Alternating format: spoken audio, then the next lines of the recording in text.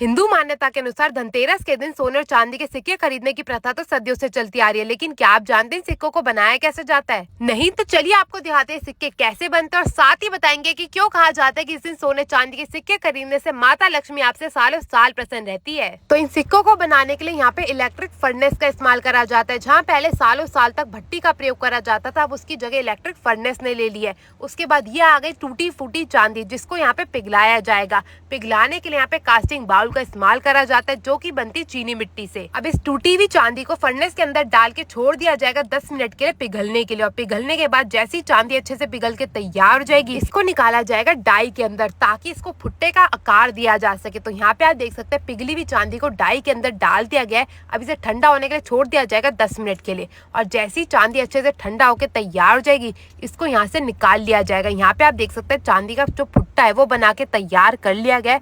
अब बारी आती है इसे पतला करने की, क्योंकि बहुत ही मोटा रहता है, तो इस रोलर वाली मशीन की सहायता से इसे पतला करा जाता है। जितने बड़े चांदी के सिक्के बनाने होते हैं उसी के अनुसार इसे पतला करा जाता है। और जैसे ही बिल्कुल पतली होकर तैयार हो जाती है, यहाँ पे इस मशीन की सहायता से इसका नापा जाता है। और उसके बाद बारी आती है सिक्कों की कटाई की। तो इस मशीन की सहायता से एक और से इस फुट्टे को डाला जाता है। फिर ये मशीन खुद ब खुद सिक्के काटने का जो कार्यक्रम है शुरू कर देती है। तो यहाँ पे आप देख सकते हैं एक एक करके सारे के सारे जो सिक्के वो कटते जा रहे हैं और नीचे की ओर से इकट्ठे होते जा रहे हैं। अब जैसे ही सारे के सारे सिक्के कट के यहाँ पे तैयार हो जाएंगे, अब बारी आ जाती है इनकी पॉलिश करने की, क्योंकि सारे के सारे कार्यक्रम में सिक्के जो है वो बहुत ही ज्यादा गंदे हो जाते हैं और देखने में तो बिल्कुल चांदी के लगते ही नहीं है। तो अब इनको दोबारा से चमकदार बनाने के लिए सबसे पहले फायर ब्लोअर की सहायता से इनमें आग लगाई जाएगी और इन्हें गर्म करा जाएगा। तो यहाँ पे आप देख सकते हैं एक एक करके सारे के सारे सिक्कों को यहाँ पे गर्म करा जा रहा है। और जैसे ही सिक्के बिल्कुल गर्म हो जाएंगे, यहाँ पे पानी के अंदर थोड़ा सा एसिड मिलाया जाएगा और इस एसिड वाले पानी के अंदर इन सिक्कों को डाल दिया जाएगा।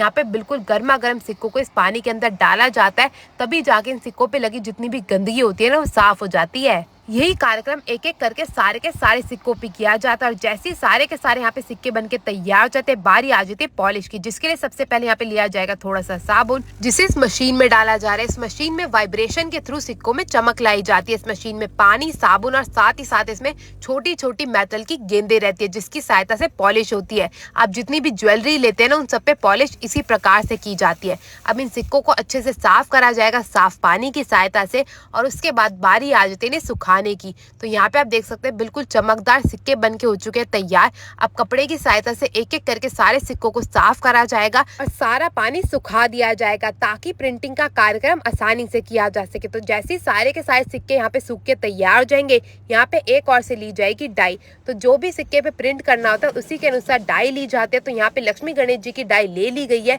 अब इस मशीन के अंदर डाला जाएगा सिक्का। सिक्का डलते के साथ ही मात्र 1 सेकंड के अंदर यहाँ पे छपाई का कार्यक्रम हो जाता है और हमारा जो सिक्का है वो बिल्कुल सुंदर तरीके से बन के हो जाता है तैयार।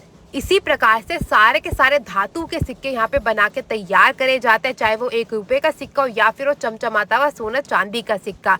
और यहाँ पे जैसे सिक्के बन के तैयार हो जाते हैं, बारी आती है पैकिंग की, जिसके लिए यहाँ पे आप देख सकते हैं सुंदर से यहाँ पे कपड़े का ये लिफाफा सा ले लिया गया है, जिसमें सिक्के को डाला जाएगा और सिक्का हो जाएगा बन के तैयार। और कहा जाता है कि इसी दिन धनवंतरी और माता लक्ष्मी का अवतरण समुद्र मंथन से हुआ था और दोनों ही सोने और चांदी के सिक्कों से भरा कलश लेके अवतरित हुए थे। और उन्हीं को प्रसन्न करने के लिए, धन धान्य को अपने घर में बरकरार रखने के लिए हर साल हम सभी धनतेरस के दिन सोने चांदी के सिक्कों को अपने घर लाते हैं। तो आप इस साल सोने का या चांदी का किसका सिक्का ला रहे हैं, कमेंट करके जरूर से बताइएगा। और ये वीडियो अपने दोस्तों से शेयर करना मत भूलिएगा। इसी के साथ मैं आपसे मिलूंगी अगली वीडियो में, तब तक के लिए हैप्पी दिवाली।